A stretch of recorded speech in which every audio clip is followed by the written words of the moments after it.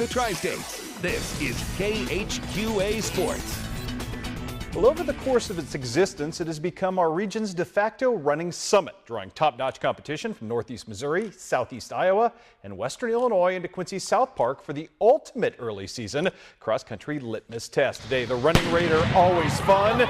You're looking at Macomb's Carla Mendoza out leading the pack. She was perhaps the favorite for her team and for the individual honors in this one, but Carly Garnett of Illini West had other ideas. Here it is, Mendoza leading the pack early on, but right behind her at about the 3/4 of a mile mark, that is Carly Garnett, and she has pulled into third place. And by a mile and a half out, Carly Garnett had taken over the lead. Mendoza chasing ultimately would have to settle for third place as Carly Garnett gets this done today in a time of 19:50 to claim this championship. Very satisfying for her because she finished third in this event last season. So she gets the win. We had a lot of local representation on the girls' side in the top 10. As I mentioned, Miss Mendoza about to come in right here in third place. Her Macomb teammate, Ashley Plum, who's run very well, finishes fourth right here. Then it's Illini West Mariah Brody in fifth place. Also Sarah Lewis out of Quincy Notre Dame in seventh. And Clark County's Renee Bushling in 10th as the girls come in well represented all across the board.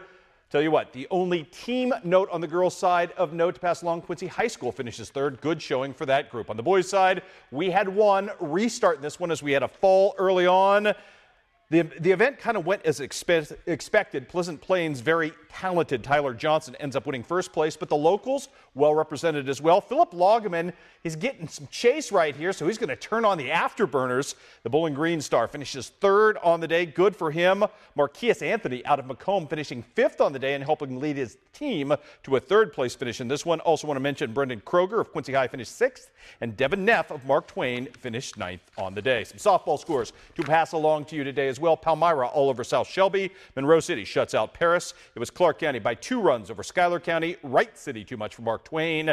Knox County wins a thriller over Scotland County. Lauren Dale in 9 innings, 14 strikeouts. And Macon goes on the road and beats Louisiana 6-1. Big time volleyball tonight between Holy Trinity and New London, number 1 and 6 in the state. And nothing says big volleyball like boys in coconut bras. Early on in this one, how about Kirsten Schaefer doing her work? Step up and have a night, Kirsten Schaefer, coming up not only with a big block right there, but a pretty little kill right here to spot her team to a 17-7 lead in game number 1. And it was all Holy Trinity from that point forward. You know we're not doing this without a Michaela Fecky highlight. And yes, just the early tap down, but we're not done yet. How about some you got Fecky'd action? I should have copyrighted this phrase. The kids are using it. Michaela Fecky, future Nebraska Cornhusker, gets up to get down. She was good tonight. Allie Randolph, really good serving. And more Fecky, who had 19 kills, 25-8 in the first game. Holy Trinity in an absolute romp tonight as they assert their supremacy over New London in straight games tonight. Also, we've got Hannibal winning in 3 over Boonville tonight. It was Liberty shutting out and blanking Western.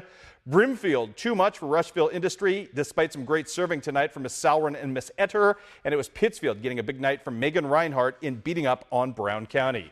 Beardstown Soccer have been very good this season, off to the great start, and they're going to score and score often on this one on North Mac. First of all, it's brave Ulysses Leone knocking down the low goal right there in the corner, made it 1-0. We're not done yet. Murphy Domitian, great story on him coming up tomorrow night at 6 o'clock here from our man Will Wilson. He had 2 goals in the night, and then Angel Izquierdo with a scoring goal right here to make it 3-0. Beardstown wins a 5-0 shutout. Also, big-time comeback tonight for Quincy High School on the road, beating Alleman 4-3. Bradyn Nokes again with another golden goal. This one 1 minute into overtime. Mexico rallies back to beat Hannibal despite 2 goals today from Jack Baumann. Got some golf to show you. Not a whole lot to show you from tonight. Quincy Notre Dame short-handed, but Adam Hudson was not right here, firing and saving himself a par putt. Pretty nice stuff from him right there as he ends up taking 38 for co-medalist honors. Quincy Notre Dame wins a 4-team event today between Quincy Notre Dame, Quincy High School, Rushville Industry, which was led today by this guy, Stephen Wrench. Nice approach from him.